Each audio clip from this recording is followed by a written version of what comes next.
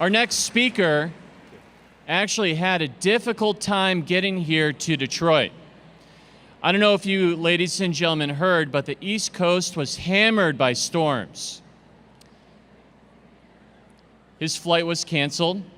He gave me a call yesterday. He said, "Kevin, I think the devil is attempting to prevent me from coming to talk to your teachers," but he found a way.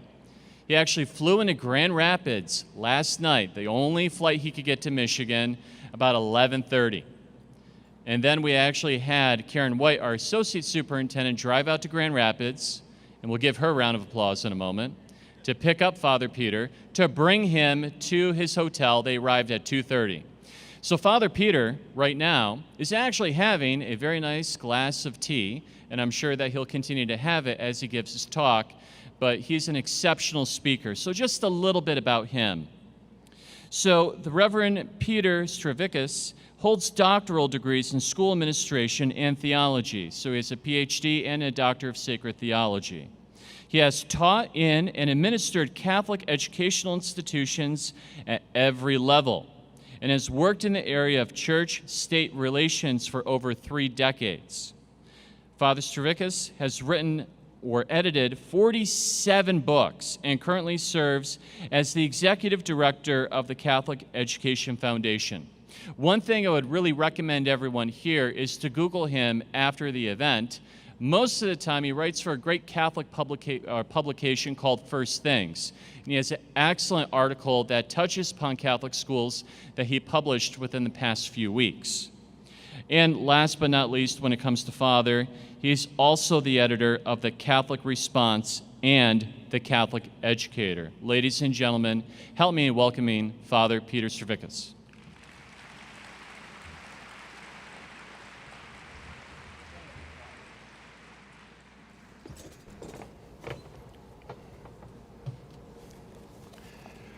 Well, as my namesake said on Mount Tabor, it's good to be here. It's a joy and a privilege to be with you today, who are the vanguard of the new evangelization of St. John Paul II. And wasn't this the underlying rationale for Archbishop Vigneron in his pastoral letter, quote, to charge the Catholic Schools Council to ensure that schools have evangelization and discipleship as their highest priority as they re-envision the mission, funding, and governance of Catholic schools. Indeed, I believe I'm speaking to the most important group of persons in the Archdiocese, even more than the priests. Why?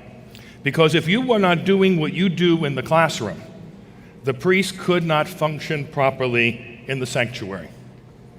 In point of fact, without your work of evangelization and catechesis, liturgy would be reduced to magic and superstition. So, as our Lord encouraged his disciples, be of good cheer. You're not merely cogs in a wheel, you're the very hub. My entire priestly life and ministry have been lived and through the apostolate of Catholic education.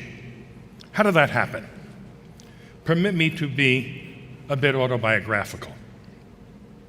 When it came time for my parents to enroll their only child in school, they were determined that a Catholic school was the only option. Now, this was not unusual in the 1950s, except that my parents were not typical. They had never attended Catholic schools themselves, they were not married in the church, and they hadn't been to Mass for years. Why were they so adamant about my schooling was a question I never really got answered. Of course, the real answer is divine providence. And 3 anecdotes flesh that out. Episode 1. On registration day for kindergarten, my mother brought me to St. Rose of Lima School, they used to call it Lima, in Newark, New Jersey. Registration in those days called for 4 documents: the child's birth and baptismal certificates, his inoculation certificate, and the parent's marriage certificate. Sister Matthew Joseph dutifully checked off each one my mother presented and then said, "Oh, and lastly, Mrs. Stravinskas, your marriage certificate." To which my very feisty mother replied, "I didn't bother bringing it. You wouldn't accept it anyway." "Ah, then, I guess we're going to have to work on that, won't we?" was Sister's reply. Episode 2. As an only child, I was excited to begin school. Coming home the first day, my mother asked, "How was school?" "Great." "How was Sister?" "Great." "How were the other kids?" "Great." "Did you learn anything?" "Mm-hmm." "What'd you learn?" "I learned what I want to be when I grow up. I want to be a Monsignor." "Huh?" Monsignor Gormley came to class to welcome us to the school, and I think that's the sharpest outfit I've ever seen in my life. Many decades later, I can tell you it still hasn't happened. Episode 3. As Sister Rita Gertrude was preparing us for our first confession, I came home one day, hugged my mother, and said, "Mommy, I love you very much."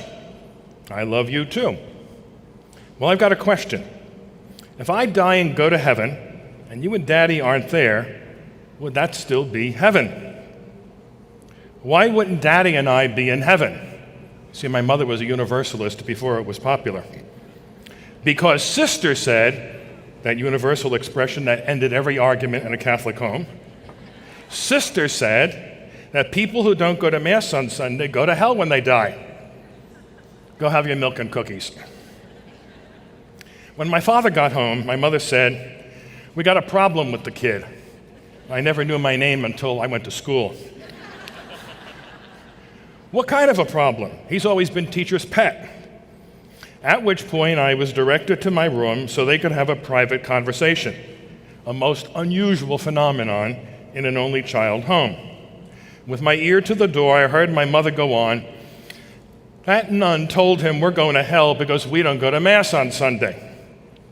Now please note, I didn't say Sister said my parents were going to hell, nor did Sister say that. However, my mother did make the appropriate application. By second grade, I should mention, my mother was a full-time volunteer at school. Once the nuns made their mark, there was no release. So my mother continued with my father, "When I go to school tomorrow, I'm going to tell that nun to keep her nose out of our home." My father said, "Well, you can do that, but I'm not sure how much good that would accomplish. I think there might be a simpler solution. I think it might be easier for you and me to start going to Mass than it would be to convince Sister Rita that we're not going to hell."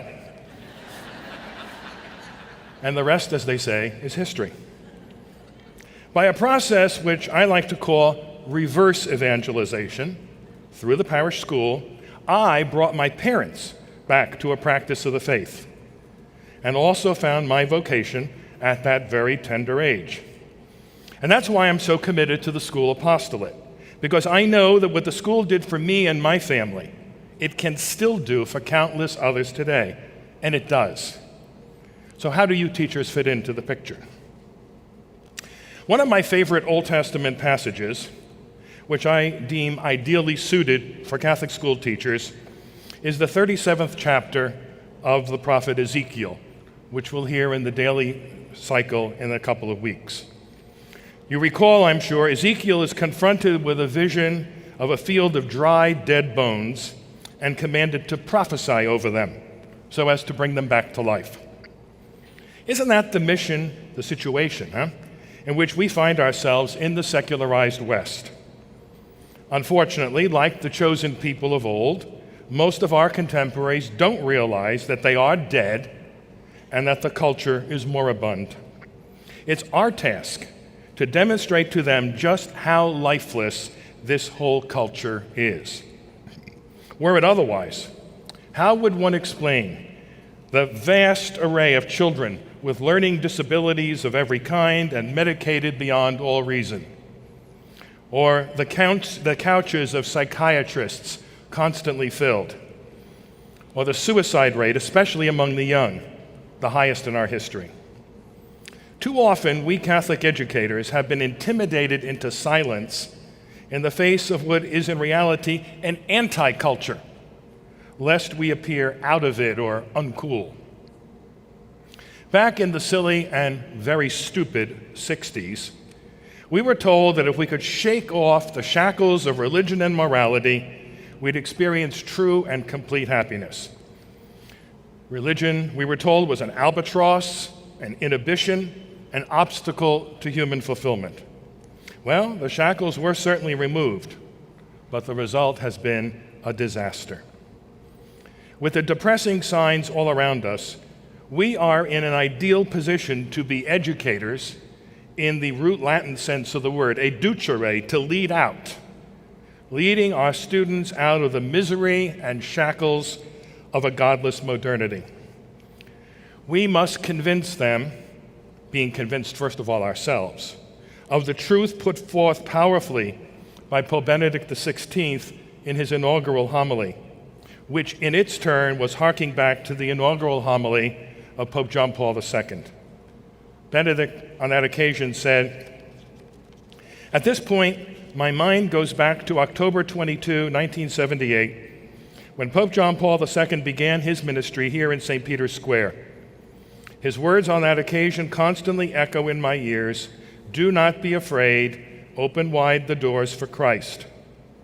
The Pope was addressing the mighty, the powerful of this world, who feared that Christ might take away something of their power if they were to let him in, if they were to allow the faith to be free. Yes, he would certainly have taken something away from them, the dominion of corruption, the manipulation of law, and the freedom to do as they pleased. But he would not have taken away anything that pertains to human freedom or dignity or to the building of a just society." And the Holy Father goes on. The Pope was also speaking to everyone, especially the young. Are we not perhaps all afraid in some way, if we let Christ enter fully into our lives, if we open ourselves totally to him, are we not afraid that he might take something away from us? Are we not perhaps afraid to give up something significant, something unique, something that makes life so beautiful? Do we not then risk ending up diminished and deprived of our freedom? And once again, the Pope said, no. If we let Christ into our lives, we lose nothing, absolutely nothing of what makes life free, beautiful, and great. No. Only in this friendship are the doors of life opened wide. Only in this friendship is the great potential of human existence truly revealed. Only in this friendship do we experience beauty and liberation. And so today, with great strength and great conviction, on the basis of long personal experience of life, I say to you, dear young people, do not be afraid of Christ. He takes nothing away, and he gives you everything. When we give ourselves to him, we receive 100-fold in return. So yes, open wide the doors of Christ, and you will find true life. That, my friends and colleagues, is our holy vocation, our noble calling, to teach those committed to our care that in following Christ and his church, we lose nothing that is free, beautiful, and great, and gain so much more besides. However, every Catholic educator must understand his or her calling and glory in it. Just what kind of understanding will enable you to be effective proclaimers of gospel living and Catholic truth?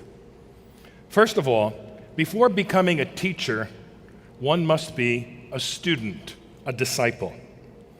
An old Latin adage instructs us, nemo dat quod non habet.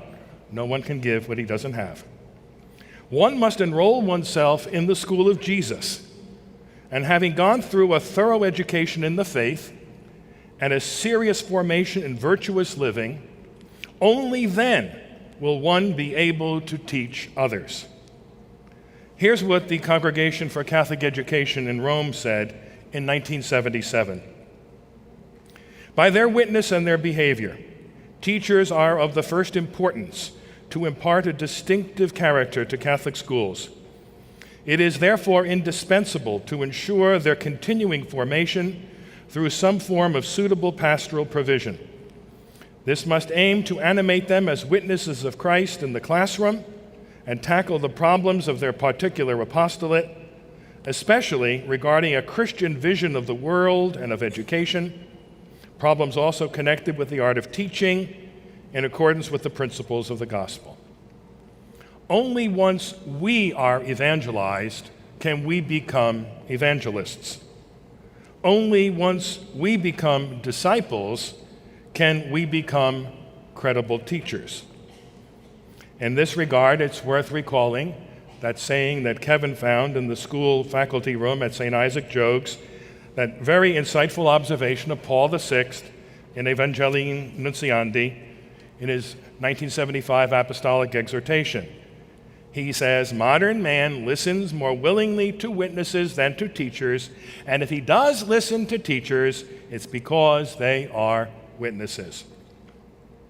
Or as the fathers of the Second Vatican Council before Paul VI put it in their decree on Christian education, Gravissimum Educationis, let teachers recognize that the Catholic school depends upon them almost entirely for the accomplishment of its goals and programs. They should therefore be very carefully prepared so that both in secular and religious knowledge they are equipped with suitable qualifications and also with a pedagogical skill that is in keeping with the findings of the contemporary world. Intimately linked in charity to one another and to their students, and endowed with an apostolic spirit, may teachers by their life, as much as by their instruction, bear witness to Christ, the unique teacher. Let them work as partners with parents and together with them in every phase of education.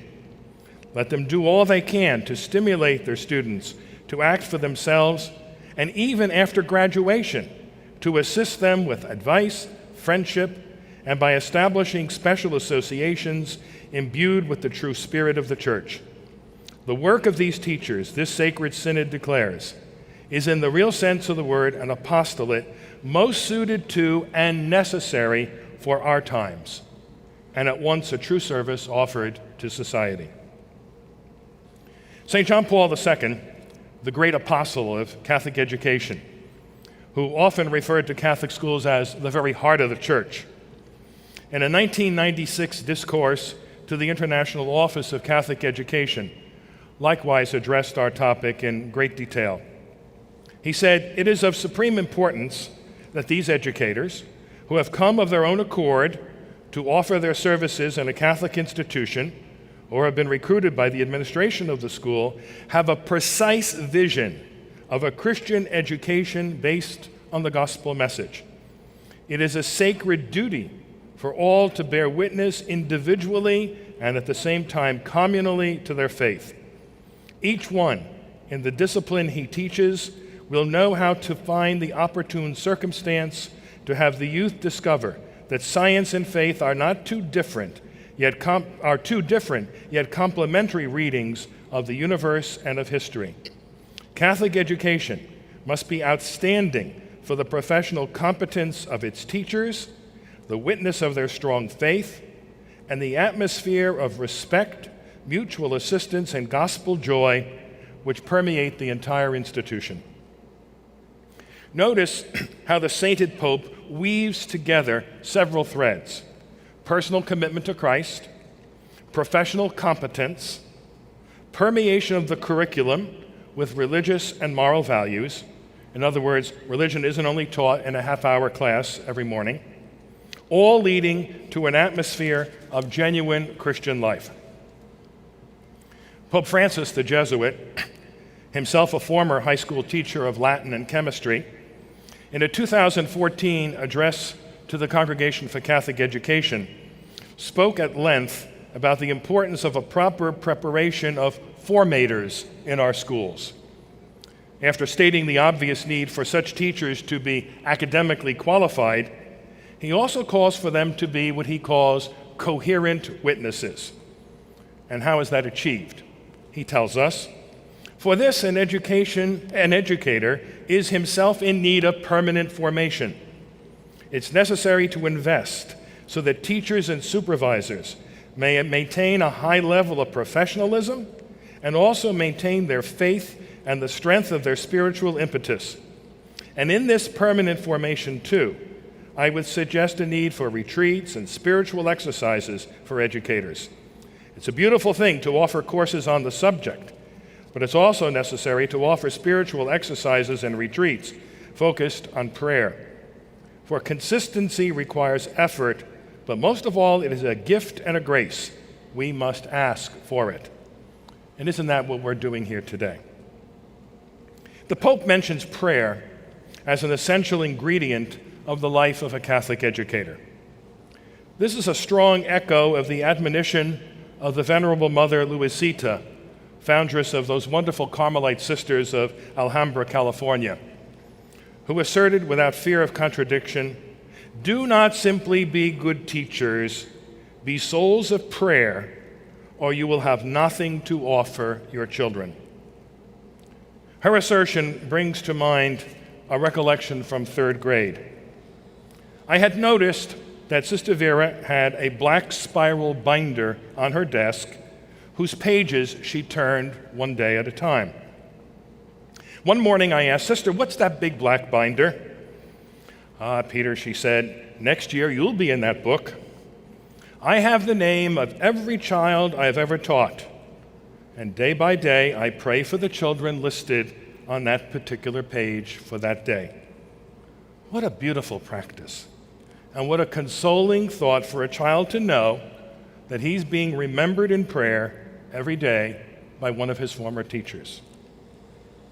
In a conversation with students of Jesuit schools in June of 2013, Francis zeroed in on the essential role of teachers, all the while encouraging them not to lose hope in the face of what Pope Benedict had termed an educational emergency.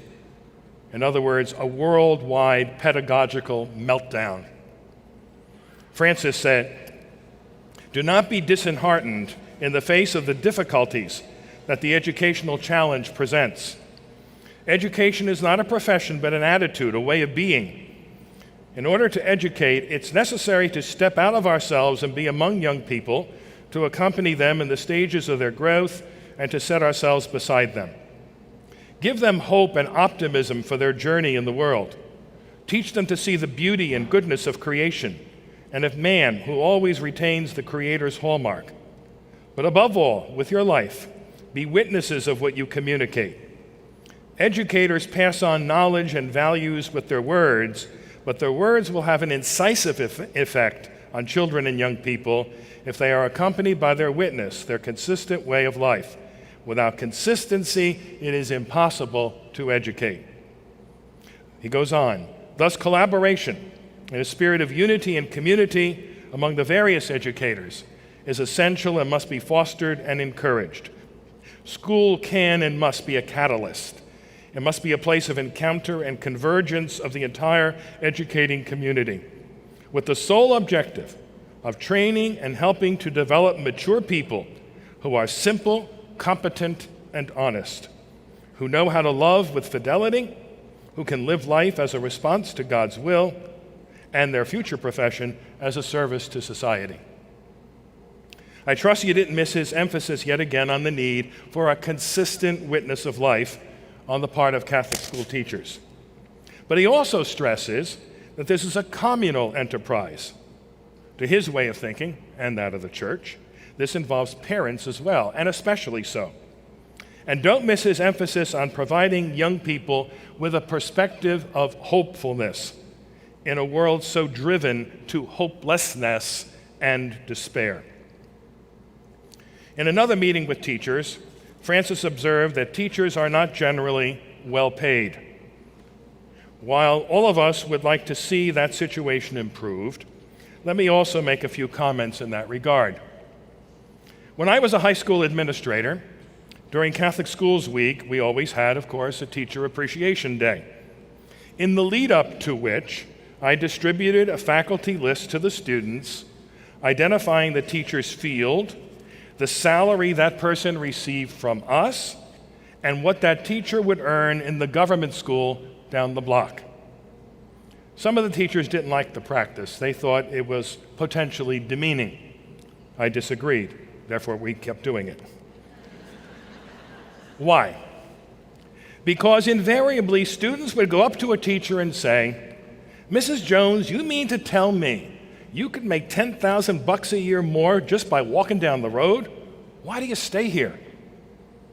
And those questions became teachable moments, allowing the teacher to explain that he or she was in a Catholic school not to make money, but to share a Christian vision of life, thus inviting the whole school community to life on high with Christ for all eternity. In our materialistic culture, that kind of witness is invaluable. At a practical level, I should also mention that there are trade-offs in life. If you enter a Catholic school at 8 in the morning with 4 limbs, your dignity, and a lesson plan, I can pretty well guarantee you'll leave at 3 in the afternoon with 4 limbs, your dignity, and a completed lesson, plus so much more. Now that we've sketched out the identity of the ideal Catholic educator, we may ask what that educator can and should be doing. After all, as the maxim goes, personnel is policy. I'm a great believer in niche marketing. What is our niche? The goal of Catholic education, of course, is, as the Archbishop noted, to make saints, which can never be done in state-sponsored schools. The first way we make saints is by making our schools liturgical communities, not simply by offering Mass weekly or monthly, which is obviously essential. And let me note that those liturgies ought to be of the highest quality, not sad remnants of the strum and hum era. But that's a topic for another occasion. A liturgical school is imbued with an overall environment of prayer and attention to what Pius Parsh called the year of grace. Saints in the making also need the finished products as models. As a boy in grammar school, I finally remember a book we had to read called The Saints, God's Friends, and Mine Too. Putting young people in touch with the Church's success stories makes sanctity doable and even exciting. Access to grace then makes possible living a holy life, a virtuous life, which is not simply evading the sand traps of the Ten Commandments. In this regard, I heartily recommend a program created by the wonderful Dominican Sisters of Ann Arbor. The approach is positive and communal, with the entire school community working together on the development of a particular virtue for a given month. I must say, in the video, I found it quite charming to hear a first grader say he was trying to develop the virtue of magnanimity, but he knew what it was. We must train our youngsters to be comfortable living in a countercultural mode. That is, being comfortable in their own Catholic skin, marching to the beat of a different drummer in very significant ways. Attitudes and behaviors which value the human person, understand the meaning and beauty of sexuality, grasp the notion that being is to be appreciated over doing, which is why our Catholic schools, unabashedly Catholic schools, are more needed than ever. We need educational institutions where children are given an environment in which to grow in truly human ways, which are likewise truly Christian ways. In our country, violence and bullying are a regular occurrence in the government schools. Similarly, we read daily of the problem of teenage suicide and clinical depression. Commentators shake their heads and ask why this is the case and what can be done to remedy the situation. In the midst of these ongoing conversations, a study has surfaced, coming from a rather unlikely source, namely researchers from the University of California at Santa Barbara, entitled Self-Discipline and Catholic Education. It documents in an impressive manner how, in their words, Catholic school children argued, fought, got angry, active impulsively, and disturbed ongoing activities less frequently than those in state schools and even other private institutions. Further, they said, quote, these children were more likely to control their temper, respect others' property, accept their fellow students' ideas, and handle peer pressure. This past semester, I had to evaluate a student teacher in a so-called public school in the system of Philadelphia. The scenario was abysmal. No discipline, no respect for teachers, foul language. In short, the atmosphere of a jungle. And this from children between the ages of 10 and 12. 2 or 3 short blocks away, there is a Catholic school serving the exact same socioeconomic demographic, where there is order and civility, leading to genuine personal and academic growth of the pupils.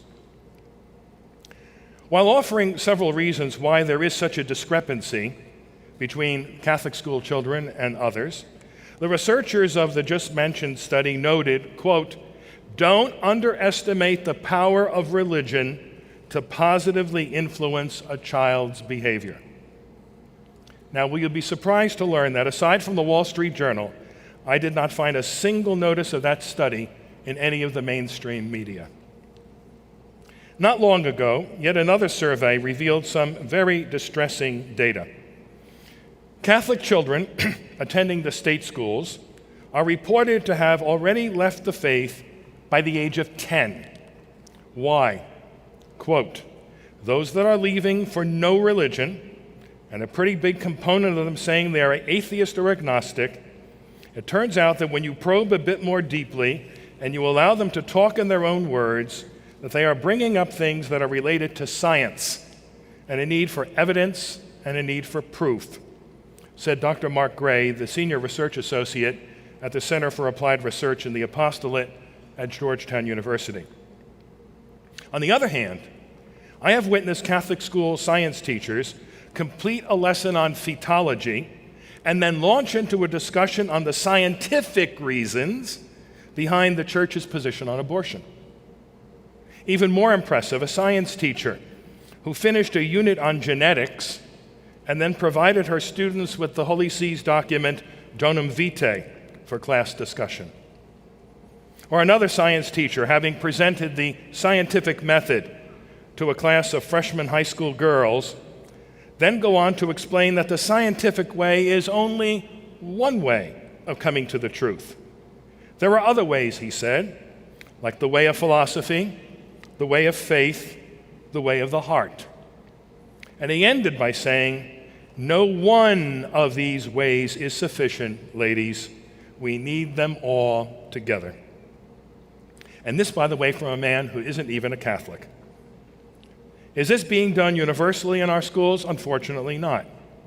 However, it is being done with increasing regularity, and the very fact that it can be done is already an important element in the overall equation. Our Catholic schools, however, are not novitiates or seminaries. They are schools. The noun is schools. As such, they must be second to none in academic excellence. After all, the Catholic commitment to faith and reason brought about universities and schools to begin with. Therefore, another part of our educational niche is commitment to a classical approach to the pedagogical enterprise.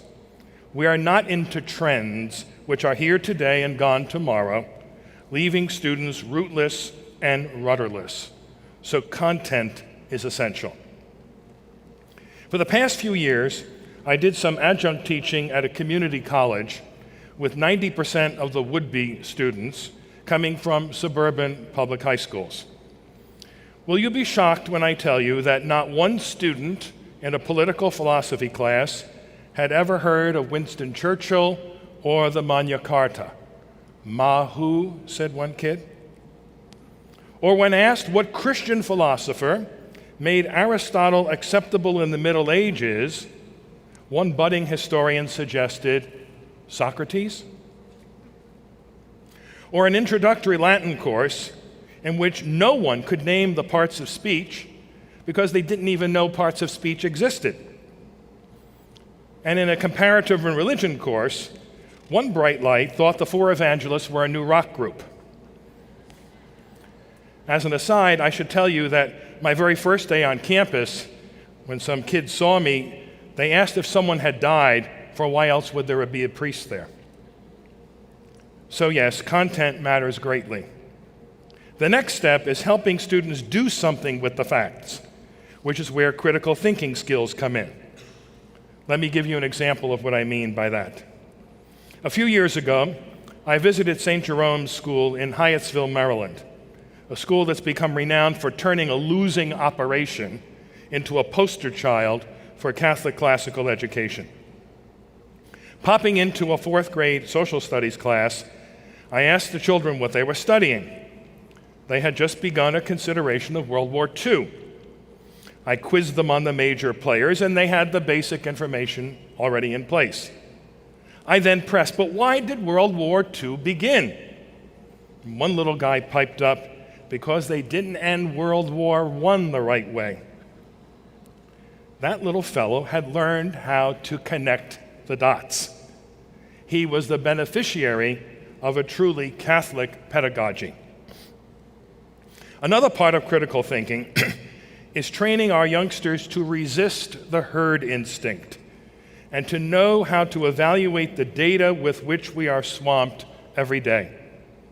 Fake news comes in many forms, but especially from all those beautiful people of Hollywood and the sports world, let alone the news media, who consider it their vocation not to inform us, but to form us.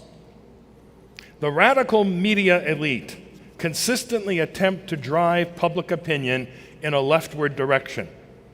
But numerous studies have demonstrated that those people are very far removed from the average citizen. Indeed, their positions on matters like the existence of God, the importance of church membership and attendance, abortion, pornography, and issues of sexuality are polar opposites to those of the vast majority of the population. Help your students to see that truth is not the result of a public opinion poll or the province of the one who shouts the loudest. Now, lest you think I view reality through rose-colored glasses or just simply refuse to acknowledge gaps in Catholic schools, be assured that's not the case.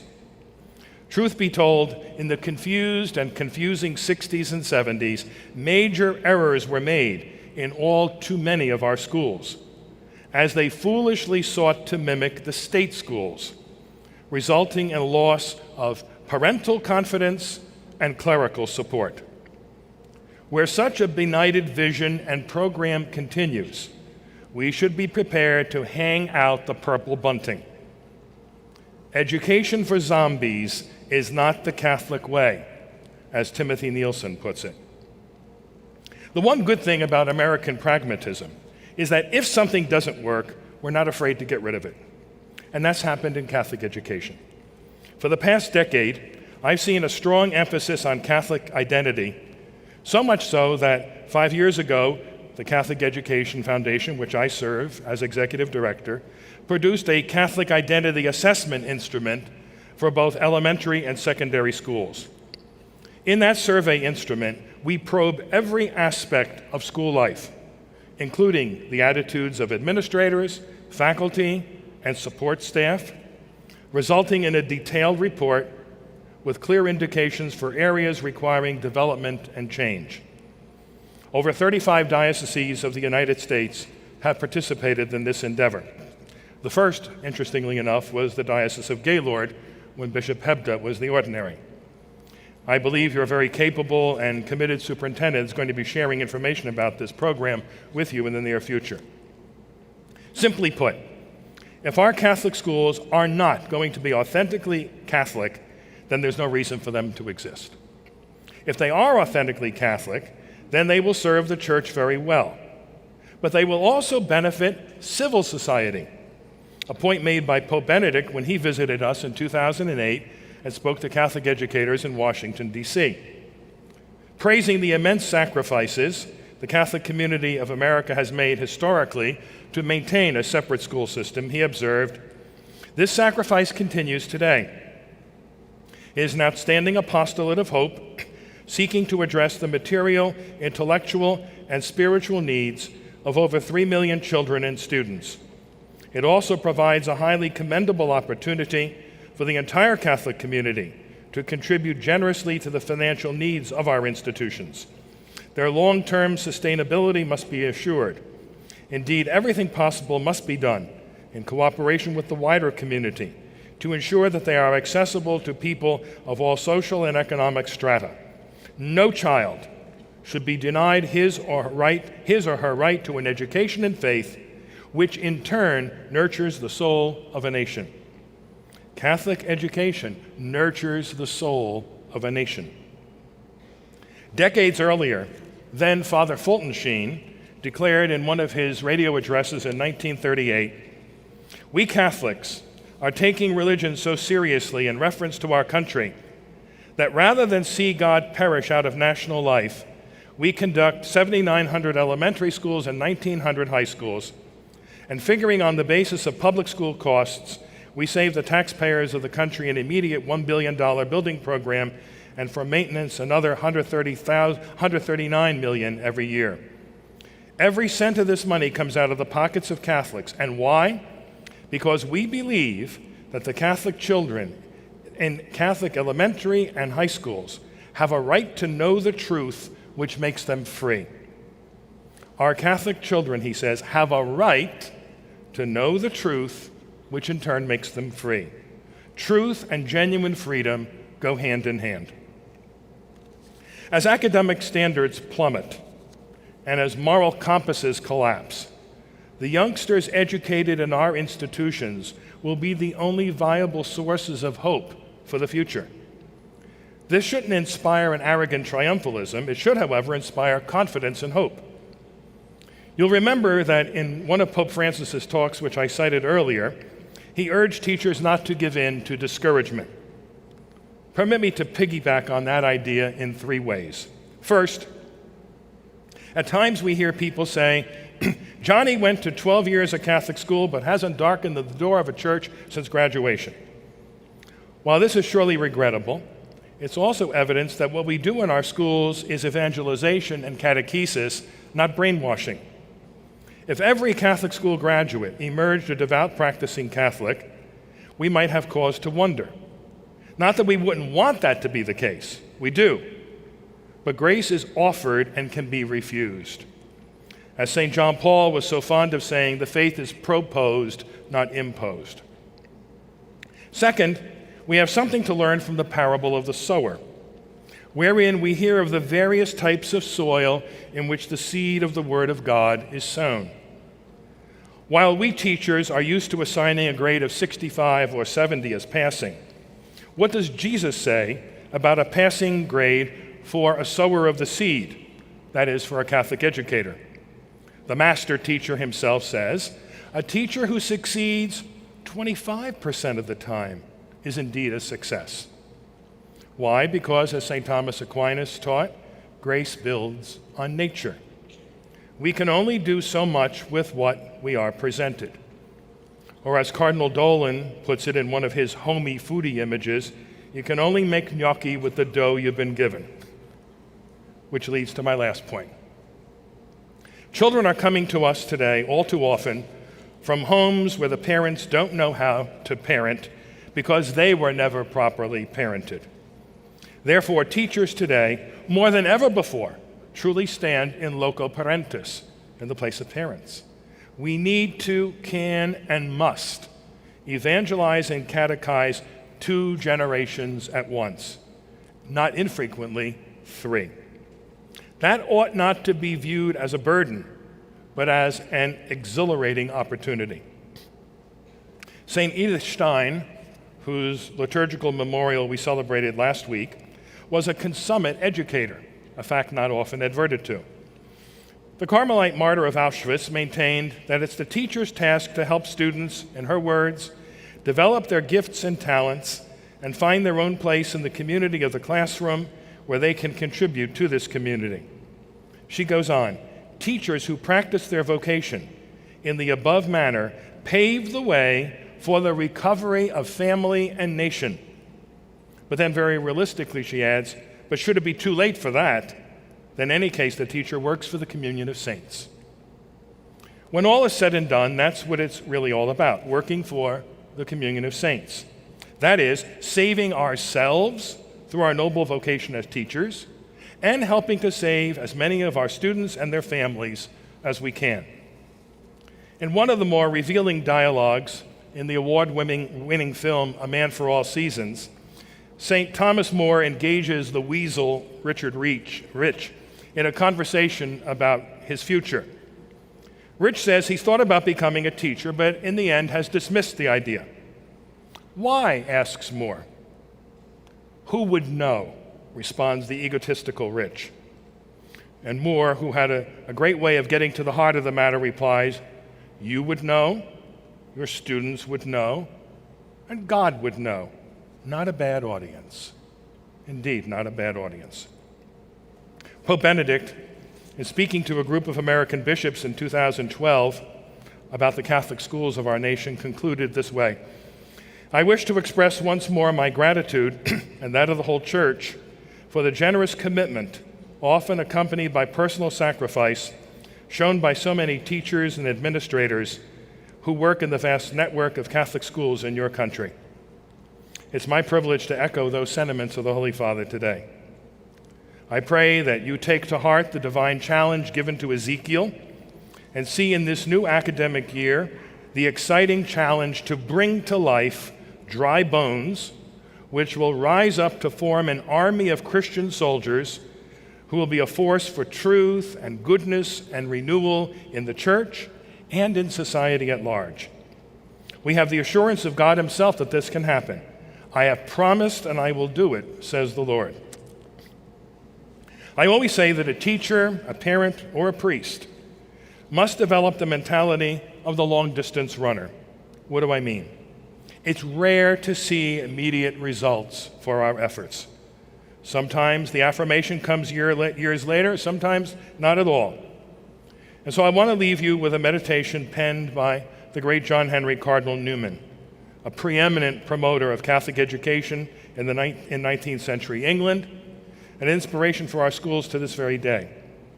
His reflection is not valuable solely for us teachers, but is something worth sharing with our students as well.